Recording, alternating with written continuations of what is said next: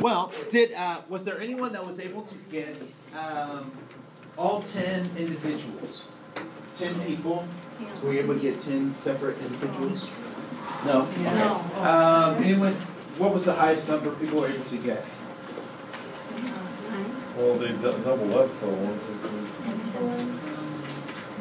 3. You get 5? 4 or 5? Six. Okay, you get 6? 7? 5. Jamie's got 7, overachiever. I think I've got 6 or 7. Okay.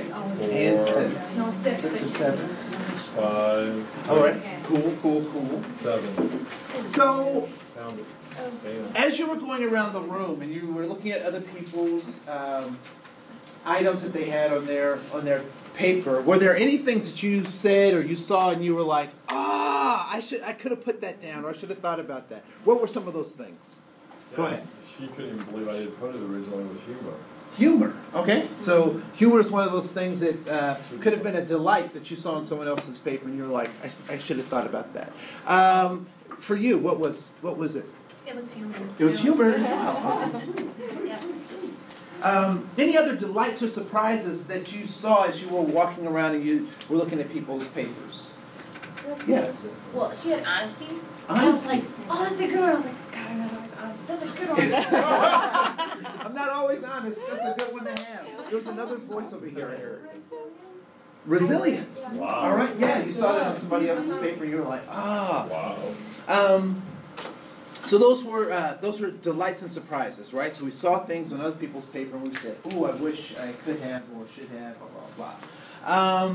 Was there anything on your paper that it was difficult to find someone to either agree with or that they had on their own paper? Maybe something you did not get any signatures on at all. Yes. I put smiles/friendliness. Okay, smile/friendliness. Okay, so you weren't able to find anybody. Over 0. All right. So please raise your hand if you value friendliness or smiles. Please raise your hand if you value it, even if it wasn't written on your paper. Okay. Cool. Was there something else that someone did not get any? Was not able to find somebody to sign, or had a difficult time finding someone to sign? I put travel, and I had people sign it. Like, I think you sign it, you're like, oh, that's a good one. So I think it's like a good value. Okay. But maybe it wasn't the first one to come to mind. Okay. Cool. Please raise your hand if you value travel, even if it wasn't written on your paper. If that's something that is important to you. That could be, going from here to Duluth, however people... You could have picked somewhere else. Right? I want to encompass everyone. I know. So, as a high school teacher, I would do this kind of activity with my students, and it should be pretty obvious what the lesson or the object of this particular game is. Which is what? What's the lesson? What's the object? That what? We can learn what's values of other people. We can learn values of other people. What else? We have all the same values, pretty much. We're a lot more similar than we think we are. We are totally, right? So much more similar than we typically think that we are.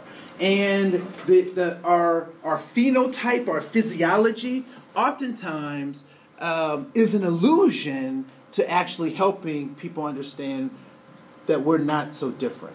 Now, I want to ask you a question because I'm trying this hypothesis out, right? So I've done this activity a number of times, and I'm starting to see some themes, and so I want to check out my hypothesis with you. And once I, gather my data, I'll tell you what my hypothesis is, okay? So I'll ask you a couple of questions about this activity, all right? So first of all, did anyone put their race down as one of those 5 things that they value? Did you put race down? And I'm talking in the most simple, classic terms like, black, white, other, because those seem to be the other categories, right? Did anyone, please raise your hand if race was one of those 5 things you put down on your paper? Okay. Please raise your hand if your gender was one of those 5 things you put on your paper. Anybody put their gender as one of those 5 things? Okay. Please raise your hand if you put your socioeconomic status as one of those things on your paper. You said kinda? Okay, so talk about that. And don't be so sheepish. Like money. That's going out. Does that mean job? Like, yes, that's I mean my career and like. So is your career the same as your economic status? Okay, I explain. feel like it's kind of vulnerable. Mm-hmm. You know, there's a lot of things that could influence whether or not I have money and I have a career. Uh-huh. I think that could be true for all of us. Is that not true? Anyone independently wealthy? I wish. Okay. So go I was ahead. say like I get into a major car accident on the way home, like I'll still be white and I'll still be a female, but I might, not be able to work. Okay. I don't know. Okay. I can kind of go with that, but you're going in a direction that doesn't support my hypothesis, so I'm going to toss that out, right? That's what a good scientist does, right? If it doesn't agree with me, I'm going to toss it out. But we'll come back to that because those are there's some important things that you're talking about that I think we should talk about as a class, right? But for the most part, no one said that I'm, middle class or upper class or lower class. That's one of those 5 things. No one talked about their gender being one of those things that's really important. No one talked about their race or ethnic or cultural necessarily background being one of those 5 things that were important. And why is that? You take it for granted. You take it for granted? Why else? Maybe it doesn't matter. So here's my hypothesis. That of all the things that are really important, those particular 3 things are more important to other people than they typically are to us. Now, what I'm not saying is that we need to be quote-unquote colorblind. Has anyone ever heard that concept? Mm-hmm. Right? When I meet people who say that they're colorblind, after I sigh, I help them understand that they're not colorblind. And so if they think they are, they're just liars, right? Because you do see people's colors. You see the wideness of their nose, the kickiness of their hair, their physical representation of who they are, how they dress, and all that stuff. You see that. And seeing that is not the problem. The problem is the values that we associate with what that means, right? So Mark Zuckerberg, is that right? Yeah. He can wear a hoodie, and it's cool and fashionable. But I know kids have been wearing hoodies for a long time, and it hasn't been fashionable, right?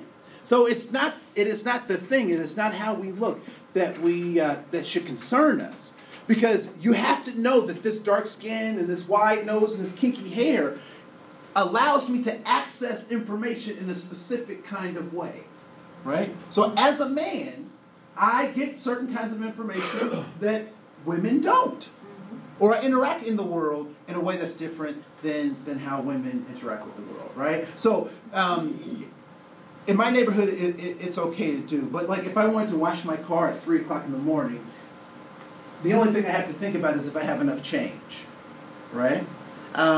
But in a woman's world, there are so many other things to think about that might not necessarily be an option of something that you may want to do, right? So we operate in the world in very different ways. So, any questions so far? Okay, cool. Outline is very simple. We'll examine the definition and explore concepts surrounding microinequities. We'll provide examples of microinequities. We'll explore what we can do to minimize the effects of microinequities. I'm not exactly sure if that works. Okay.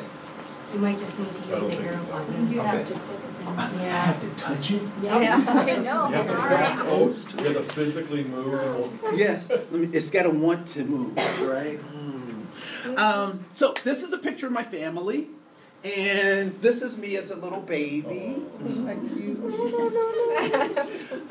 And this is our Easter photo.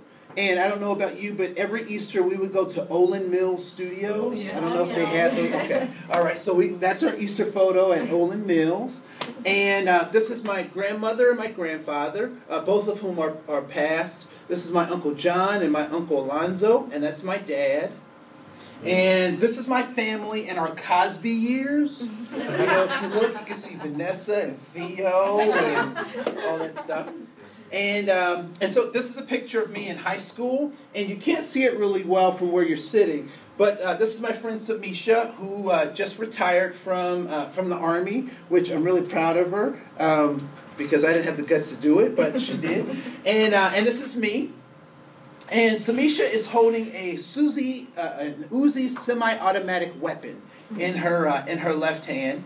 And this is me, and I'm holding a double-barrel sawed-off shotgun in my hand. Now, that can be the picture in itself can be scary, but you have to understand the context, right? So we had this thing where in Dayton, Ohio, where I grew up, where you would take pictures at a concert. So taking the pictures was actually more important than actually listening to the music at the concert, right? And so the atmosphere that I'm operating in lends itself to be scary as well. So we were at a concert, and I don't know if you know what the band plays or the style of music that they play, but whoa. Wow. It's going by itself. First it wouldn't go at all, and now it won't stop. It's a slideshow. I bet you it's on a slideshow. Yeah, so I'll stop it and when we get a break. Or not.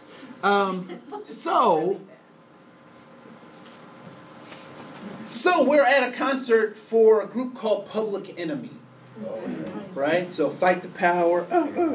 Right? So I am my father's son. In 1968, what was happening in the world? What kinds of things were happening in the world? What's that? Black Power. Black Power movement was happening. What else? I know for many of you this is ancient history, so go back in your yearbooks and think about what kinds of things do you know that were happening in 1968? Olympics? The Olympics? Vietnam. Okay. The war in Vietnam was happening. What else?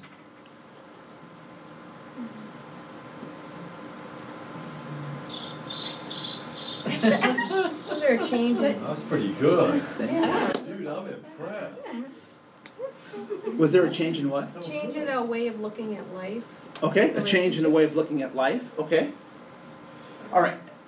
What was that? Women's liberation. Okay. I just want to tell you, because some of you may be surprised, but I am black. Oh! Yes. Yes, I'm black, right? So I didn't want it to be a shock to you. So what one event, and my parents are also black. And so what one event in 1968 could have had a profound impact on my parents? Martin Luther King. The assassination and murder of Dr. Martin Luther King, right? And so that year, my parents graduated from high school. They fell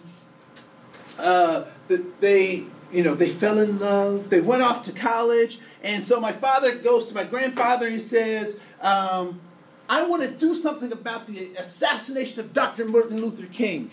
And my grandfather says, great, do it someplace else. So my father leaves and goes off to college, and he joins this group called the Black Panthers. Now, I don't know what you know about Black Panthers or what you think you know about Black Panthers, but primarily they were a political action committee of sorts, right? And their prime objective was to get poor people, and poor black people specifically, out of poverty. Now, one of the remnants of the Panther movement is something known as the Federal School Lunch Program. Has anyone ever heard of that yet? So you can thank the Panthers for that. But there was also another thing that another side or another dimension that made the Panthers notorious, which was they also knew that they had the right to bear arms. And when I look at all of the footage of civil rights movements and all sorts of stuff, at Panther rallies, I never see any water hoses or German shepherds. And I